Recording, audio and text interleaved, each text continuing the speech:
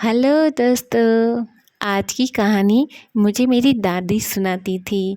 हालांकि कहानी में कितनी सच्चाई है ना, वो मुझे नहीं पता, लेकिन कहानी बहुत इंटरेस्टिंग है और बहुत अच्छी है, सैड भी है। कहानी में गंगा और उसके 7 भाई हैं। पहले के समय में क्या था कि जब तक घर में 2-3 लड़के ना हो जाए तब तक डिलीवरी होती थी। लेकिन उस समय में भी ऐसा कोई सोच रखने वाला था कि घर में लड़की होनी चाहिए, इसलिए उनके घर में जब तक लड़की नहीं आई तब तक उन्होंने बेटों को जन्म दिया। इसलिए उसकी वजह से उनको 7 लड़के और 1 लड़की हुई।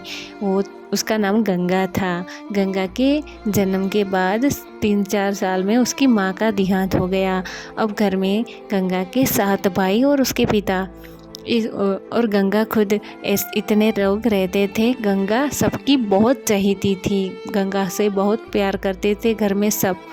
फिर गंगा एक ही लौती बेटी थी, इसलिए उसको अच्छे से ससुराल में भेजने के लिए उन्होंने सब तैयारी कर ली थी। बहुत सारा दहेज उनको उसने दिया था गंगा सारा। और उसकी शादी बहुत धाम-धूम से की थी। शादी के 2 साल तो सब कुछ ठीक रहा, गाए जाते थे, गंगा आती थी, सब कुछ सही चल रहा था। लेकिन जब धीरे धीरे जैसे जैसे दहेज का सामान ख़त्म होने लगा, उनके घर में टेंशन होने लगी। उनके ससुराल वाले दहेज की और मांग करने के लिए गंगा को टॉर्चर करते थे, लेकिन गंगा अपने भाइयों से मांगना नहीं चाहती थी। गंगा के भाई जब खत लिखते थे और उससे पूछते थे कि घर में सब कुछ ठीक है, तब गंगा बताती थी कि मैं बहुत खुश हूँ, सब कुछ ठीक है। कभी वो अपने भाई से कुछ नहीं कहती थी। और रोज़ घर के आंगन के पीछे एक नदी थी। नदी के किनारे एक पेड़ था, वहाँ जाकर वो रोती थी, बैठती थी और पेड़ से बातें करती थी। लेकिन उसको वहाँ बैठकर रोते हुए एक आदमी रोज़ उसे देखता था। उसने गंगा को पहचाना और उसने गंगा के भाइयों को खत लिखा कि तुम्हारी बहन इस नदी के किनारे पेड़ के नीचे रोज़ रोती है।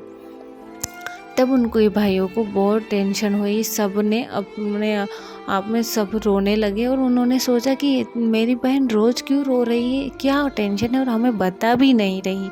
तब उन्होंने अपने छोटे भाई को भेजा। वैसे तो सब आना चाहते थे, लेकिन उसके पिता ने सबको मना किया और उसको छोटे भाई है ना, उसको गंगा के हालचाल पूछने के लिए भेजा। और उसके घर में अब भाई की शादी थी। हालांकि गंगा से बड़े थे सब, लेकिन गंगा को ही शादी करवाने के बाद वो शादी करना चाहते थे, इसलिए उसके घर में भाई की शादी थी। शादी के 2-3 दिन बाकी थे। उसके पापा ने कहा कि तुम गंगा को घर शादी के लिए लेके आओ और उसको हम बात भी कर लेंगे।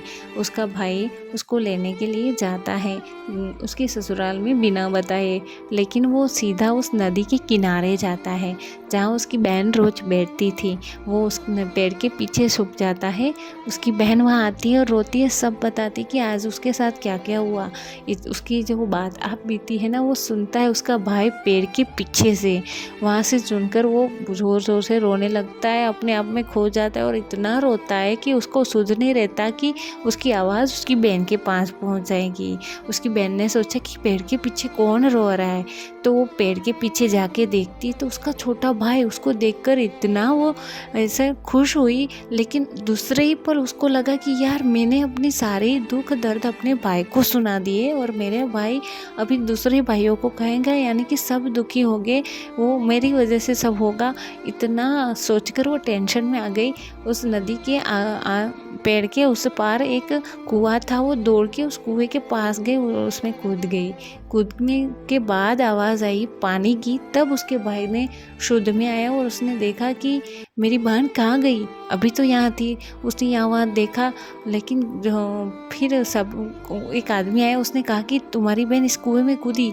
तब उसने छलांग लगाने की कोशिश की, लेकिन उस आदमी ने उसे रोक लिया और कहा कि अभी एक यहाँ तरह आएगा, उसको हम बोलेंगे आपकी बहन को निकाल देगा, आप मत जाओ। उसने उसको पकड़ लिया, वो नहीं, उसको नहीं जाने दिया। वो तेरह आया, बस थोड़े ही मिनटों के बाद उसने उसको निकाला, लेकिन वो मर चुकी थी।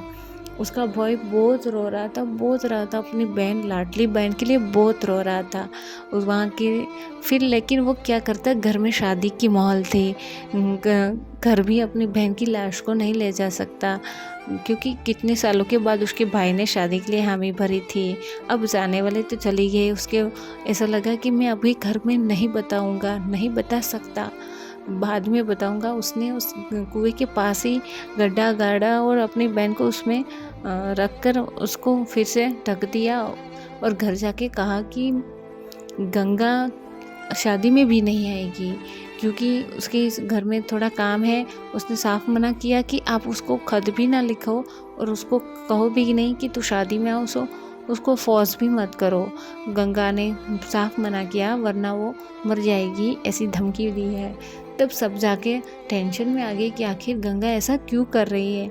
लेकिन सब ने सोचा कि अभी नहीं, बाद में हम जाएंगे, ज़रूर जाएंगे, गंगा के मना करने के बावजूद भी जाएंगे। शादी हो गई और बड़े भाई ने हट ली कि मैं अब गंगा से मिलने जाऊंगा और जानूंगा कि आखिर उसको क्या हुआ है। तब 6 भाई, 2 थे ने, 6 ने सोचा कि हम भी आएंगे गंगा से मिलने के लिए। तो सभी घर के बाहर निकलने वाले थे, तभी छोटा भाई गया, उसने सारी बातें बता दी।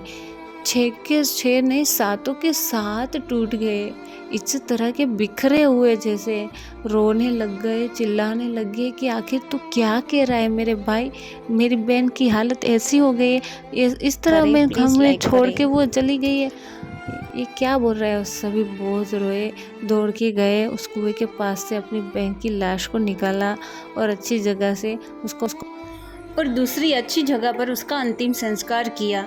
इस तरह इस कहानी का दुखद अंत होता है। ये कहानी अच्छी लगी हो तो लाइक और सब्सक्राइब ज़रूर कीजिए। मैं अच्छी अच्छी कहानी लाऊंगी, प्रॉमिस।